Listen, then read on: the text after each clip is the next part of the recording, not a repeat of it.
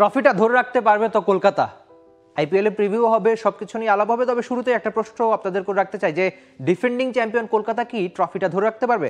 সঙ্গে আরেকটা প্রশ্ন আপনাদের একদম শুরুতেই জুড়ে দেই যে বাংলাদেশিদের মধ্যে আইপিএল এ সবচেয়ে বেশি কোন দলের ফ্যান বেশি?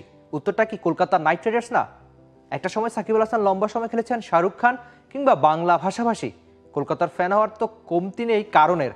আগের আসরে তারা ডিফেন্ডিং চ্যাম্পিয়ন ছিল, তবে এর আগে মানে চ্যাম্পিয়ন হওয়ার আগের দুটো সিজন শেষ করেছিল 7 নম্বরে থেকে, 7-7 থেকে চ্যাম্পিয়ন। সেই চ্যাম্পিয়নদের গল্পটা একটু করে রাখতে চাই ছোট্ট করে, যে আগের আসরটা কলকাতা কিভাবে জিতেছিল। বিশেষ করে 4 জন বিদেশির হাতেই ভর করে জিতেছিল তারা। Sunil Narine, Andre Russell, Phil Salt কিংবা মিচেল স্টার্ক। বিশেষ করে স্টার্ক অজি ওই ধারাটা, যে নকআউট ম্যাচেই মানে তো অজিরা জ্বলে উঠবে, সেই ধারাটা দেখিয়েই কিন্তু জিতেছিল কলকাতা। আর সঙ্গে ফিল সল্ট পুরো টুর্নামেন্টে দারুণ করেছিলেন, বিশেষ করে তার 180-র মতো স্ট্রাইক রেটে। আর সঙ্গে ওপেনিংয়ে নারায়ণের ঝড়, একেবারে টুর্নামেন্টের সেরা ক্রিকেটার। ব্যাট হাতে বল হাতে নারায়ণ ছিলেন কার্যকরী। আর আন্দ্রে রাসেল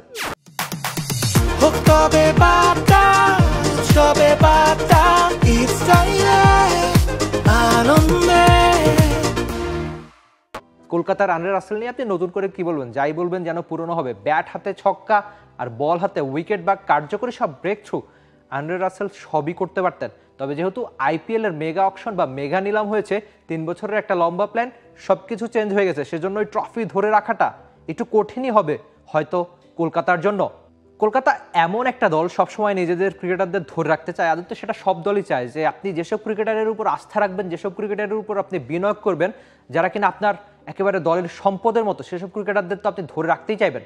তবে কলকাতা এবার কাদের ধরে রেখেছে সেসব একটু দেখে নেওয়া যাক। তারা রিঙ্কু সিংকে ধরে রেখেছিল 13 কোটিতে। একটা সময় খুব অল্প মূল্যে তাকে নিয়েছিল, সেই রিঙ্কু সিংয়ের দাম এখন 13 কোটি। তারপর ব্যারন চক্রবর্তী 12 কোটি টাকা দাম, সুনীল নারায়ণ 12 কোটি রুপি, আন্দ্রে রাসেল 12 কোটি, হর্ষিত রানা 4 কোটি আর রমনদীপ সিং 4 কোটি, যারা কিনা আগের বার ওই ডিফেন্ডিং চ্যাম্পিয়ন ট্রফিটা ধরে রাখতে এবার সাহায্য করবে কেকেআরকে। তবে এই যে রুপির এই হিসাবগুলো আপনারা দেখলেন, আরেকটা চমকপ্রদ নাম রয়েছে ভেঙ্কটেশ আইয়ার, যিনি কিনা আগের বার কেকেআরকে দারুণ সার্ভিস দিয়েছেন, ব্যাট হাতে টুকটাক বল হাতেও, কিংবা ফিল্ডার হিসেবে এই ভেঙ্কি আইয়ার দারুণ একজন পারফর্মার। তাকে কেকেআর তাদের ইতিহাসেরই অন্যতম চড়া দামে এবার ভিড়িয়েছে তাদের স্কোয়াডে। তো পূর্ণ স্কোয়াডটা দেখে আসা যাক যে কেমন দল গড়েছে শাহরুখের Kolkata Knight Riders. Venkatesh Iyer 23 crore 75 lakh rupee তার নামের সঙ্গে। Quinton de Kock, Rahmanullah Gurbaz, Anrich Nortje, Raghuvanshi, Bhairav Arora, Mayank Markande, Rovman Powell, Manish Pandey, Spencer Johnson, Sisodia, Ajinkya Rahane. Captain আবার এই দলটা তিনি, অনুকুল রয়, মঈন আলী আর চেতন সাকারিয়া, যাকে কিনা ঠিক অল্প কটা দিন আগেই কেকেআর স্কোয়াডে ফিরিয়েছে উমরান মালিকের ইনজুরিতে পড়ার কারণে। অজিঙ্ক্য রাহানে ভারতীয় দলের ক্যাপ্টেনও তিনি ছিলেন। তবে কলকাতার ক্যাপ্টেন কে হবেন? আইয়ারের দিকে কি ঝুঁকবে দলটা? তাকে যেহেতু বড় একটা অ্যামাউন্টে নিয়েছে, তাকে ওই ক্যাপ্টেন্সির বাড়তি প্রেশার দেওয়ার হয়তো দরকার মনে করেনি কেকেআর ম্যানেজমেন্ট, যে তোমার উপর বড় দায়িত্ব আছে ব্যাটিংয়ে, তুমি ব্যাটিংটাও ঠিকঠাক সামলাবে, ক্যাপ্টেন্সিটা আপাতত এক্সপিরিয়েন্স ক্যাম্পেইনার অজিঙ্ক্য রাহানের উপরই থাকুক। কেমন করবে এই নতুন নাইট কিংবা এই নতুন অধিনায়ক? আগে যেহেতু তারা ডিফেন্ডিং চ্যাম্পিয়ন ছিল আর বিশাল একটা ফ্যান বেস, তাদের ফ্যানদের আশা একটু বেশি থাকবে যে নতুন ক্যাপ্টেন অজিঙ্ক্য রাহানে কেমন করবে। তবে রাজ্য দল কিংবা সবশেষ সৈয়দ মুশতাক আলী ট্রফিতে দারুণ পারফরমেন্স করেছেন একজন অজিঙ্ক্য রাহানে, সেটা তার স্ট্রাইক রেট বা ব্যাটিং গড়ই বলে দেয়। এই দারুণ পারফর্মার, সেই দারুণ পারফরমেন্সটা 2025-এর আইপিএলে কলকাতার জার্সিতে দেখাতে পারবে কিনা সেটাই একটা বড় প্রশ্ন। কেননা ক্যাপ্টেনদের লিডার হয়ে উঠতে হয় অনেকটা সময়। আপনি যদি নিজে পারফর্ম না করেন তাহলে কি করে বাকিদের বলবেন যে তুমি পারফরমেন্স কেন করছো না? তাই অজিঙ্ক্য রাহানেকে বড় একটা রোল প্লে করতে হবে কলকাতার জার্সিতে। 23 কোটি 75 লাখ রুপি একজন ক্রিকেটারের দাম, সেটা হচ্ছে ভেঙ্কটেশ আইয়ার। এই ভেঙ্কি আইয়ার একটা ইন্টারভিউতে বলেছিলেন যে আমার একটা ইমোশনাল কানেকশনও রয়েছে কেকেআরের সঙ্গে। তবে সেই ইমোশনাল কেবল ইমোশনটা দিয়েই নয়, আর্থিকভাবেও কিন্তু কলকাতা সেই মানটা রেখেছে। হয়তো তাকে ধরে রাখতে পারেনি, কিন্তু নিলাম থেকে এই বিশাল অ্যামাউন্টটা দিয়ে ঠিকই তারা নিয়েছে তাদের দলে। নিশ্চয়ই রান করতে চাইবেন তিনি, কেননা একটা বড় নামের ট্যাগ তার সঙ্গে রয়েছে। আর আর্থিক ব্যাপারটা যেহেতু আপনাকে এত বাড়তি টাকা দিয়ে নেওয়া হয়েছে, নিশ্চয়ই আপনি সেই সার্ভিসটা দিতেই চাইবেন। ভেঙ্কটেশ আইয়ার থেকে কলকাতা ব্যাট হাতে বাড়তি অবদান, বিশেষ করে টপ অর্ডারে যেহেতু নামবেন, এবার নিশ্চয়ই দলে একটা অদল বদল রয়েছে। তো কলকাতা চাইবে যে ভেঙ্কি আইয়ার যেন দারুণ ক্রিকেটটা খেলে মাঠে ক্রিকেটে, কেননা বিশাল একটা অ্যামাউন্ট তার উপর খরচা হয়েছে বটে। তবে তিনি নিজেও প্রস্তুত, তার কটা ইন্টারভিউ সবশেষ শুনেছিলাম, তিনি নিজে প্রস্তুত যে কলকাতার হয়ে সেরাটা দিতে। দ্বিতীয় ব্যাটার যিনি সেঞ্চুরি করেছেন একদম প্রথম ম্যাচে আইপিএল ইতিহাসের ব্রেন্ডন ম্যাককালামের 150 বেরোনো একটা ইনিংসে আইপিএলের টোন সেট হয়ে যায়। তারপরে ভেঙ্কি আয়ার করেছিলেন সবশেষ আসরে একটা দারুণ সেঞ্চুরি। তো সেই সেঞ্চুরি বা দারুণ সব ইনিংস হয়তো এবারও তার ব্যাটে দেখতে চাইবে কলকাতার ফ্যানরা নাকি?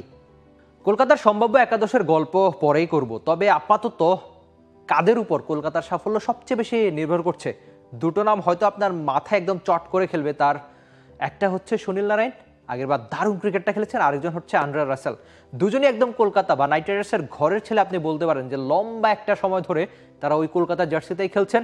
দুজনই কার্যকরী ক্রিকেটার, টি-20 ক্রিকেটটা একদম হাতের তালুর মতো চেনেন দুজন ক্রিকেটারই। বিশেষ করে সুনীল নারায়ণ, যিনি কিনা ওপেনার হিসেবে হয়তো ব্যাট করবেন, তার হয়তো ব্যাটিং গড় খুব বেশি থাকবে না, কিন্তু স্ট্রাইক রেট হয়তো 180 পেরোনো থাকবে। আর বল হাতে আগেরবার যেমন কার্যকরী অবদান রেখেছেন, ইনফ্যাক্ট সুনীল নারায়ণ তো আইপিএল ইতিহাসেরই অন্যতম সেরা স্পিনার কিংবা সেরা বোলারদেরই একজন। আর আন্দ্রে রাসেল, যিনি আপনাকে দারুণ সব সার্ভিস দিবেন, এমন একজন পেস বোলিং অলরাউন্ডার যিনি কিনা 180 বেশি স্ট্রাইক রেটে ব্যাট করেন, আবার যখন আপনার দরকার তখনই আপনাকে উইকেট এনে দিবে, সেটা শুরুতে, মিডল ওভারে বা স্লগে, শেষ দিকে, তিন দিকেই বল করতে পারেন তিনি, কিংবা দারুণ সব গতিতে বল, স্লোয়ার বল, সব কিছুই করতে পারেন। আন্দ্রে রাসেল এমন একজন কার্যকরী অলরাউন্ডার, তিনি আদতে সবই পারেন, বড় বড় সব 6, কার্যকরী সব উইকেট, কি পারেন না তিনি, কিংবা গ্রাউন্ড ফিল্ডিংয়ে দারুণ সব ক্যাচ। রিঙ্কু সিং একদম কলকাতার আরেকজন ঘরের ছেলে। এই রিঙ্কুকে হয়তো খুব বেশি মানুষ চিনত না, তবে যেভাবে তিনি তারকা হয়েছেন, তারকা বানিয়েছে তাকে কলকাতা। রিঙ্কু সিং নিজেই ইন্টারভিউতে বলেছেন যে তিনি কলকাতার প্রতি কৃতজ্ঞ, তাকে তো ওই সুযোগটা আদতে কলকাতায় দিয়েছে, কিংবা একেবারে 5 ছক্কার ওই ঝড় অথবা বিশাল রান তাড়া করে যাওয়া সব কিছুই করতে পারেন। বিশেষ করে আরেকটা ব্যাপার হতে পারে যে তিনি তো একটু নিচের দিকে ব্যাট করেন, তো তাকে কিন্তু আপনি উপরেও চাইলে খেলাতে পারেন। ফিনিশার রোলে হয়তো ইন্ডিয়া জার্সিতে তাকে দেখা যায়, কিন্তু রিঙ্কু সিং কিন্তু দারুণ একজন ব্যাটারও, কেবল স্লগার পরিচয় না বা শেষ দিকে ঝড় তোলা না, রিঙ্কু সিং আপনাকে বড় রানের সার্ভিসটাও দিতে পারবে যে কোনো দিনে। তবে এবার কলকাতার সম্ভাব্য একাদশ নিয়ে আলাপটা করা যাক। শুরুতেই খুব সম্ভবত ডিকক আর গুরবাজ, আগে যেখানে ফিল সল্ট ছিল অনেকটা একই রকম রিপ্লেস তারা এনেছে, তবে আমার মনে হচ্ছে শুরুতে ডিকককেই তারা খেলাবে। তারপর ওপেনিংয়ে আরেক সঙ্গী হবে সুনীল নারায়ণ, তারপর 3-এ আজিঙ্কা রাহানে ক্যাপ্টেন, 4-এ ভেঙ্কটেশ আয়ার, তারপর রিঙ্কু সিং বা আন্দ্রে রাসেল, যেখানে হয়তো ওভার কম বেশির আগে পরে অদল বদল আসতে পারে, তারপর রমনদীপ সিং, যিনি দারুণ একজন স্লগার বটে, এরপর পেসার হর্ষিত রানা, বৈভব বারোরা, বরুণ চক্রবর্তী, এরপর 11 নম্বর নামে হয়তো তারা স্পেন্সার জনসন, যিনি এক্সপিরিয়েন্সটা কম, অথবা আন্দ্রিক নরকিয়ার দিকে ঝুঁকবে আমার মনে হচ্ছে, কেননা এখানে আপনার ফিটনেস ইস্যুটা একটা গুরুত্বপূর্ণ ব্যাপার হয়ে আসতে পারে। একেবারে শেষের আগে একটা প্রশ্ন রাখতে চাই, যে আইপিএলের এবারে যে স্কোয়াডগুলো রয়েছে তার মধ্যে সেরা একাদশের স্পিন অ্যাটাকটা কার? খুব সম্ভবত কলকাতা পিছিয়ে থাকবে না, যেহেতু বরুণ চক্রবর্তী আর সুনীল নারায়ণ রয়েছে তাদের সেরা একাদশে। বরুণ চক্রবর্তী সম্প্রতি যে দারুণ ক্রিকেটটা খেলছে, আপনি হয়তো চ্যাম্পিয়ন্স ট্রফিতে যদি ঠিকঠাক খেয়াল করে দেখে থাকেন, দারুণ কার্যকরী অবদান সব রেখেছেন ভারতের জার্সিতে, আর আগের সিজনটাও তার দারুণ কেটেছে। আর সুনীল নারায়ণ নিয়ে আইপিএলে আপনি নতুন করে কি বলবেন? যাই বলবেন তাই যেন পুরনো। তবে কলকাতার একাদশ, কলকাতার স্কোয়াড, কলকাতা নিয়ে যে কোনো মন্তব্য আপনি জানিয়ে দিতে পারেন টি স্পোর্টসের কমেন্ট সেকশন। আর ওই যে ট্রফিটা কি ধরে রাখতে পারবে কিনা এবার এই আসরে, সেটাও আপনি জানিয়ে দিবেন। কলকাতা, শাহরুখ খান, বাংলা ভাষা সবকিছু মিলিয়ে হয়তো কলকাতা আপনার কাছে বিশেষ কিছু নাকি? তাদের দল, স্কোয়াড সবকিছু নিয়ে মন্তব্য জানিয়ে দিতে পারেন টি স্পোর্টসের কমেন্ট সেকশনে। For more updates, subscribe to our YouTube channel and click on the bell icon. Follow us on Facebook and Instagram. Download T Sports app to enjoy exciting games and highlights. Visit tsports.com.